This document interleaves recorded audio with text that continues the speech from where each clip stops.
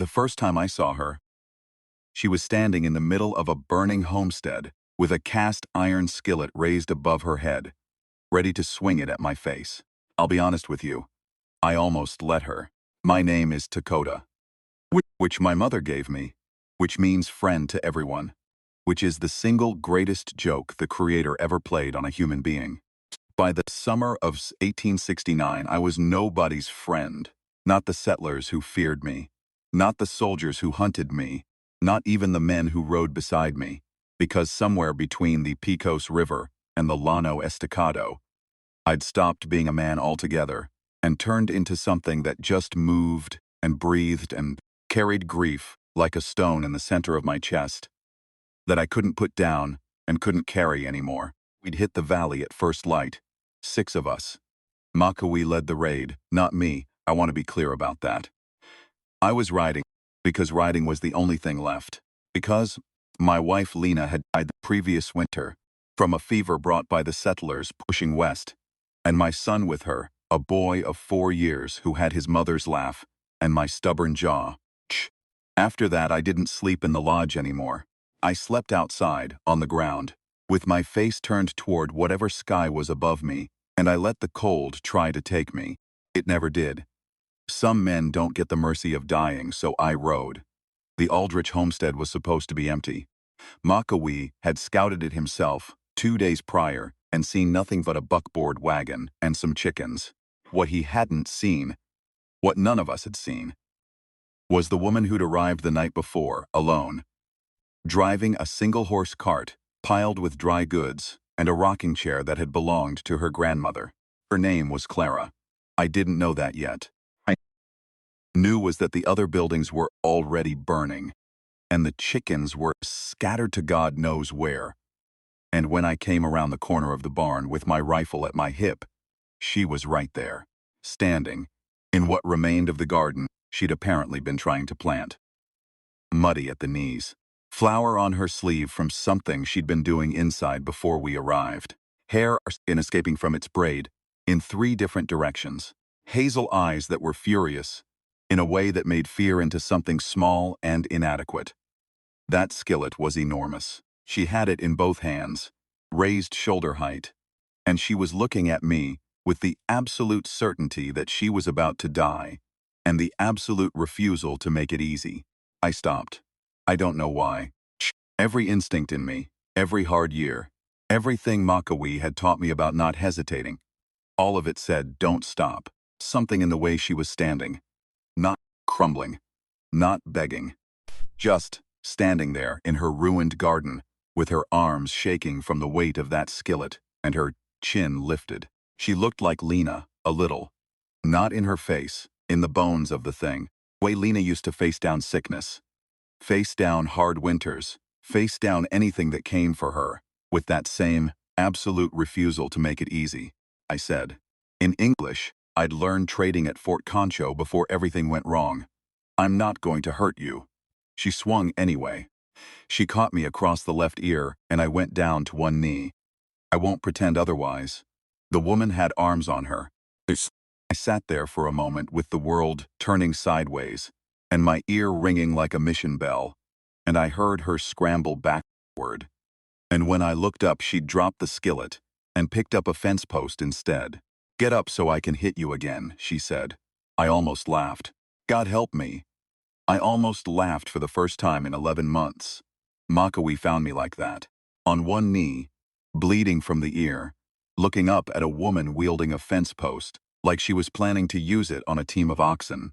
The conversation that followed was not one of my better moments.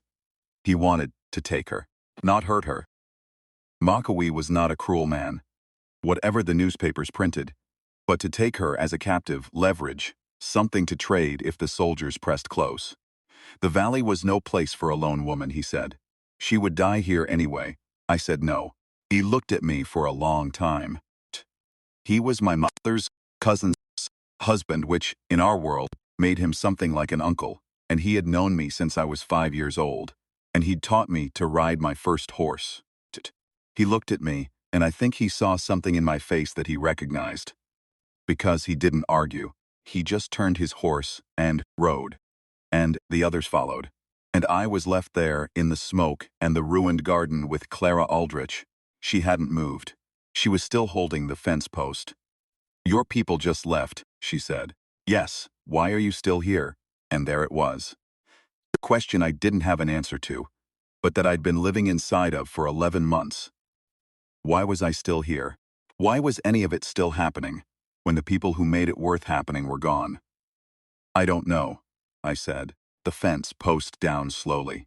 Not because she trusted me. I could see that very clearly. Because she was exhausted. Not physically, though she had to be that too. Exhausted in the way you get when you've been holding something terrible at arm's length for a long time and your arms finally give out. She sat down right there in the dirt of her ruined garden, in her muddy dress, and she put her face in her hands, and she didn't cry. That was the thing. She didn't cry. She just sat there breathing. I sat down too. About 6 feet away, which I figured was far enough that she wouldn't feel immediately threatened. We sat there for a while. "My husband died 4 months ago," she said finally into her hands. "Back in Ohio. Consumption." I didn't say anything. I sold everything and came out here because staying there was going to kill me. Too many places that were his. She lifted her face. There were no tears on it. Just that exhaustion and something else. Determination, maybe. Or its last dying embers. I was going to make something new. That's what I told myself. New land. New start. She looked around at the smoke. "Stupid." "Not stupid," I said. She looked at me then, really looked at me, for what I think was the first time. Not at what she was afraid of. At the actual person sitting in the dirt 6 feet away from her. "You speak good English," she said. "Trade English. Fort Concho. Before. Before what?" I didn't answer that. She let it sit. "My wife died," I said after a moment. I don't know why I said it. I hadn't said it out loud to anyone. Not once. Not in 11 months, and my sons. She went very still. "Last winter," I said. "There was a fever." The quiet between us changed. It became something different. Not safe, exactly. You don't get safe in 6 feet of dirt and distance, and all the history that was pressing down on us, from every direction. Less sharp. "I'm sorry," she said, and she meant it. She meant it the way you can sometimes, in the voice. When the words are going all the way down, instead of just sitting on top of the air. "I'm sorry about your husband," I said. "I should have left. I know that. I know that now, and I knew it then. I had no business being on that homestead, no business sitting in the smoke, and talking to a white woman in a ruined garden about grief, when everything about our two worlds said, I should ride north and not look back." I didn't leave. The afternoon came on slow and golden, the way it does on the plains in summer, when the light gets thick and everything goes amber, and the shadows stretch long and thin. I helped her pull what she could from the house before the fire finished the main room. The rocking chair from her grandmother made it out, which seemed to matter to her considerably. Trunk with clothes. Some books that were singed at the edges but readable. The dry goods she'd brought, mostly. She didn't thank me. She didn't not thank me. She just worked. And I worked. And we didn't talk much. And the horses, my dun gelding and her nervous bay cart horse, stood together at the fence post and made their own peace with each other. When the light started to fail, she made coffee over the fire ring outside. The kitchen was gone, but the fire ring was just stones. Nothing to burn. And she made enough for 2 cups, and she handed me one without any discussion about it. Like that was simply the logical thing to do. It was the best coffee I'd had in 11 months. "You're going to need somewhere to go," I said. "I have nowhere to go. Fort McAvitt is 3 days east. And they'll do what for me? Give me a box to sleep in and suggestions for where to find a new husband." She wrapped her hands around her cup. "No thank you. You can't stay here, I'm aware." Then, "I don't know yet," she said sharp, then softer. "I don't know yet. I need one night to not be solving it. Is that possible? Can something just be terrible for one night without me having to fix it by morning?" I understood that completely. "Yes," I said. She slept in the rocking chair, wrapped in the one blanket that hadn't burned. I slept on the ground near the fire, the way I'd been sleeping for 11 months, with my face turned up to the sky. Sometime in the night, a coyote started up in the east and she startled awake and said something I didn't catch. And I said, "Coyote," just a coyote, without sitting up, and she was quiet again and went back to sleep. Psst. In the morning she woke before me, which is something I'd like to note had never once happened to me in my adult life. And she had somehow located one unburned tin of beans and was heating them over the fire when I opened my eyes. "You're still here," she said. "So are you. It's my land." "Technically," I said, sitting up slowly, "it isn't." And I meant that in the largest possible sense. The argument that went back 100 years and couldn't be solved over beans. She looked at me for a long moment, and then she did something I hadn't expected. She laughed. Just a small sound, not happy exactly, but real. The laugh of a person acknowledging the total absurdity of the situation they were in. "I know," she said. "I know." She looked down at the beans. "I know.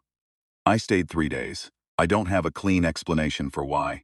I told myself it was because the plains were dangerous for a woman alone, which was true. I told myself it was because leaving felt wrong when she had nothing, and no one, which was also true. The real reason, the one I didn't say out loud until later, was that, for the first times since the winter, I'd stopped feeling like I was pressing my whole weight against the wrong side of a closed door. She was the first person who'd talked to me since Lena died. Not at me, not around me, to me. On the second day, she found seeds in the trunk that hadn't burned. Onion, squash, some beans. And she started replanting the garden with a kind of ferocious concentration, going after the soil with a broken-handled hoe like it owed her something.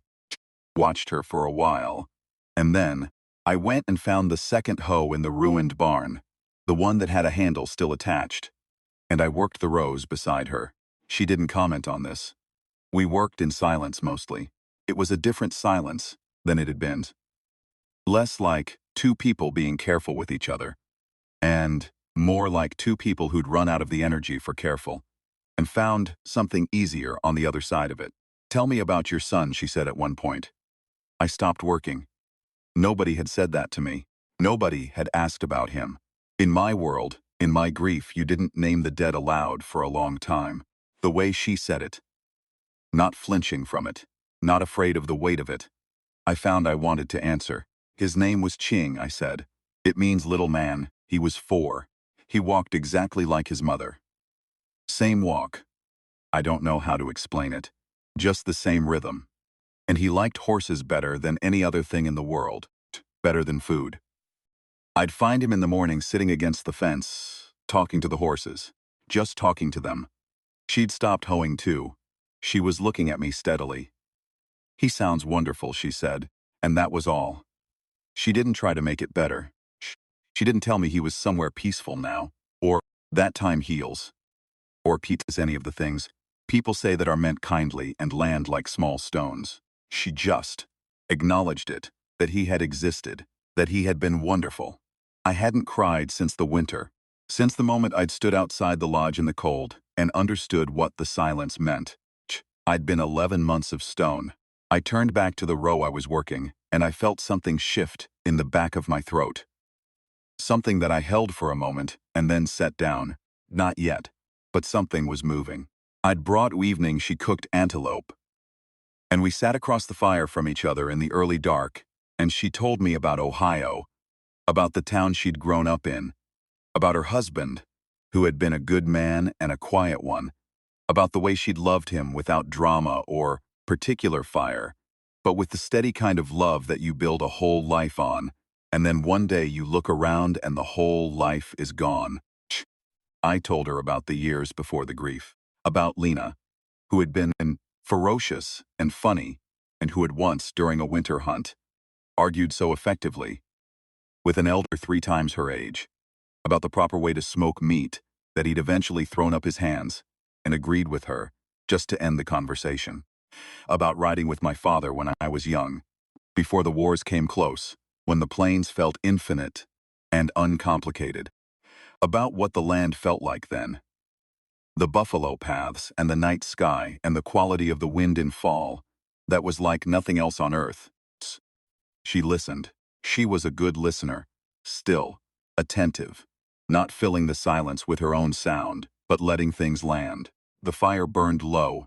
The stars came out thick above us. On the plains, away from everything, the sky gets unreasonably full of stars. It's almost too much. Like something trying too hard to be beautiful. What will you do? She asked. Not about tomorrow. About everything. I don't know, I said. Treat. And it was the first time I'd said it, without it feeling like failure. More like the first honest thing I'd said about my own life in a long time. I can't go back to Ohio, she said. I really can't. But I can't stay here either. Not like this. She was looking at the fire. I keep thinking there has to be somewhere. Some third place that isn't backward and isn't this. There might be, I said. Do you believe that? I thought about it honestly. I'm beginning to, I said. She looked up from the fire and at me, and I looked back at her, and something settled between us in that moment that I don't have a word for in either language I speak. Something that didn't have a name yet, but that felt like the first solid ground I'd stood on in 11 months. The fourth morning I was saddling my horse to leave. I had stayed too long already. Makawee would be wondering.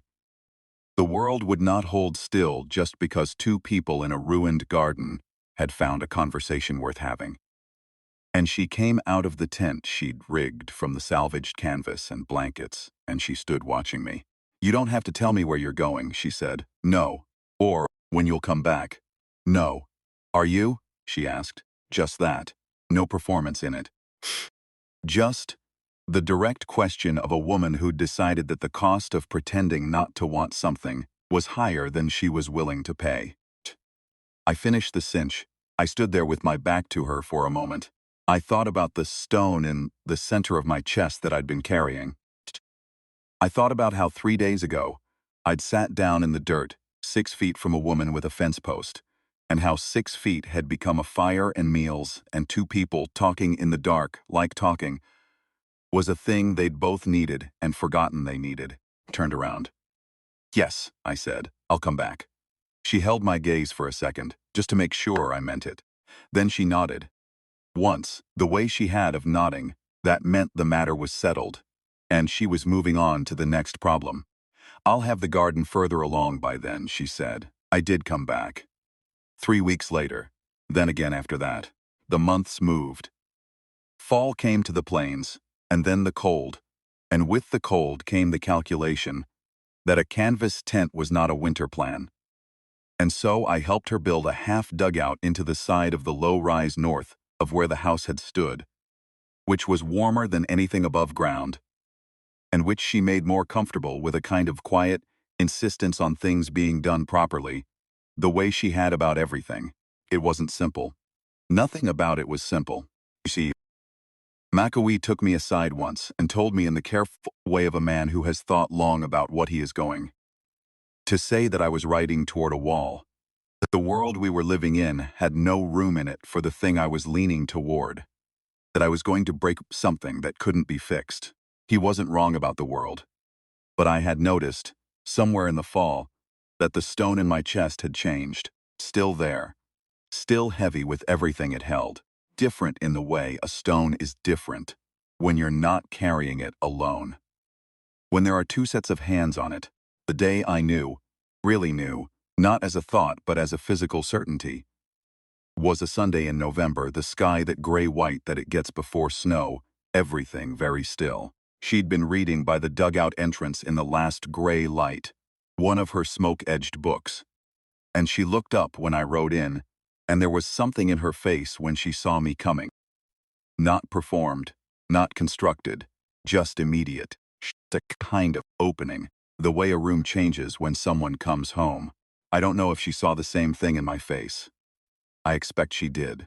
I got down from the horse, and she stood up from her reading, and she said, I made soup, and I said, good, and we went inside.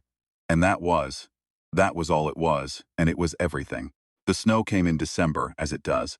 Real snow, the kind that settles in and means business. We were in the dugout the night it started, the lamp on the table between us, her mending something, me working on a piece of tack that needed stitching. The wind outside was building itself up into something significant. Dakota, she said. She said my name sometimes in that way, not wanting anything, not beginning a sentence, just placing it in the air, like she was making sure it was still there. I'd started to understand that this was something she'd needed, this making sewer, for a long time before I came along. Clara, I said, the same way. She set down her mending and looked at me across the lamp, and her hazel eyes had that quality they got sometimes in firelight, warm and still and entirely direct. I'm glad you came back, she said. I said I would. I know. I was still glad. The wind pushed at the dugout walls and found nothing to get through. We'd built it right. Outside, the snow was laying itself down in the dark, like it was covering something up, like the whole world was being folded into quiet, and inside there was the lamp and the warmth and the two of us sitting across from each other, with our hands busy, and our silence easy, down the tack. She didn't ask what I was doing. She just watched as I came around the table, and I sat beside her, close enough that our shoulders were touching, and I didn't say anything for a while, just sat there with the storm outside and her warmth, beside me and the lamp between us, throwing its soft circle. Then I said, and it came out quiet, not like a declaration, just like a thing that had finally worked its way to the surface after a long time underground. You are the only reason I came back to myself. She was quiet for a moment. Then she reached over and put her hand over mine on the table, small hand, warm. You did that yourself, she said. Just stayed nearby. That was the whole thing, I said. That was the whole thing, Clara. The staying nearby. She turned her face toward me, and I turned toward her, and she was so close I could see the way the lamplight moved in her eyes. I know what I'm asking, she said softly. Not asking anything, just acknowledging. All the weight and complexity of what we were. Two people shaped by two worlds that were breaking each other apart. Two people with dead behind them and nothing promised ahead. I know, I said. And I don't care, she said. I've thought about it, and I don't care. I didn't come west to find safe. I came west to find real. This. She pressed her hand more firmly over mine. This is the most real I've been since before James got sick. I looked at her for a long time. And then something happened that I had not allowed in 11 months. Something that I had held away from myself through all the riding and the cold nights on the ground and the carrying of that stone. I felt my throat close. I felt my eyes fill. Turned my face away from the lamp, toward the dark part of the dugout, and I pressed my free hand over my eyes, and I wept. Not loudly, not the breaking kind, the other kind. The quiet kind, which is the harder kind, the kind that has been held down for too long and finally just rises. Freezes because something in you is ready. Because someone nearby has made the ground solid enough to stand on. She didn't say anything. She moved closer. She put her arm around me. And she was not large, Clara, but the solidity of her against my side was the most substantial thing I'd felt in all that year. And she held on, and she let me. After a while, she said quietly, "Tell me about Lena, the thing you love most. Tell me." So I did. I told her about Lena in the summer. Lena arguing with elders and winning. Lena with our son on her back while she worked. Lena's laugh, which had been the specific laugh of a person who found the world genuinely funny, despite everything it did. I told her about Ching at the fence talking to horses. I told her about the morning I woke up, and the silence was wrong, and the hours after, which I will not put into words because some things don't go into words. Clara listened to all of it. She never flinched, never redirected, never tried to pull me towards something more comfortable. She just received it. All of it, the whole terrible year. When I'd gone quiet, she said, "She sounds like she was extraordinary." She was. And your son was going to be like her. Yes, I said. He was. Outside, the storm was doing what storms do. Inside, we sat together in the lamplight. And I felt, for the first time since the silence of that winter morning, that I was a man again. Not a moving, breathing thing. A man. Present in his own body. Present in his own life. Something in me had opened up, and it was full of her. That was 30 years ago now. Shh. I'm telling you this the way it happened. Not the way it sounds better. Shh. How it sounds, too much, too fast, too convenient in its symmetry. Two people shaped by grief finding each other in the wreckage of a burning homestead. That's grief for you. It doesn't wait for convenient. It just waits for ready. Clara and I built a life. That's the only way I can put it. Not without cost. Makawi was right, that the world had no room for us. And the world made sure we knew it. And there were years that were very hard in the ways that lives between worlds are hard. Shh. But we had something that was more stubborn than hardship. We had the thing that starts when two people sit down in the dirt together and tell each other the truth. We had a daughter, eventually. Her mother's hazel eyes and my stubborn jaw, and the particular walk that belonged to Lena, and then to Ching, and lives in nows, in her. Which is the way the dead come with us. Which is the only way I know to think about it without breaking. The stone didn't go away. I don't think grief goes away. Carrying something with another person changes the nature of it. Changes the weight. Changes what you're able to keep walking toward. Clara is reading right now, in the chair by the window, the one that came from her grandmother. In folds in fall amber and low, and it catches the silver in her hair, and she's frowning slightly at the page, the way she does when she's interested in something. And she doesn't know I've stopped working to look at her. She told me once that I'd saved her life that day in the ruined garden. I told her she'd had the skillet. She'd done fine on her own. She'd laughed. That specific Clara laugh. The one that acknowledges the absurdity of everything while declining to be beaten by it. And she'd leaned against me the way she does, her shoulder against mine. Her hand, finding my hand the way it has for 30 years, like it knows the route by heart. They said I had no soul. What they didn't understand, what I couldn't have put into words myself, that summer in the smoke and the ruined garden, was that the soul isn't something you have or don't have. It's something you find again, over a bad cup of fire ring coffee, in a woman who won't stop standing, in the discovery that two people in the ruins of everything can choose, quietly and without permission from anyone, to be each other's ground. I put down my work, and I cross the room, and I sit beside her, close as always, our shoulders touching. She doesn't look up from her book, but she smiles.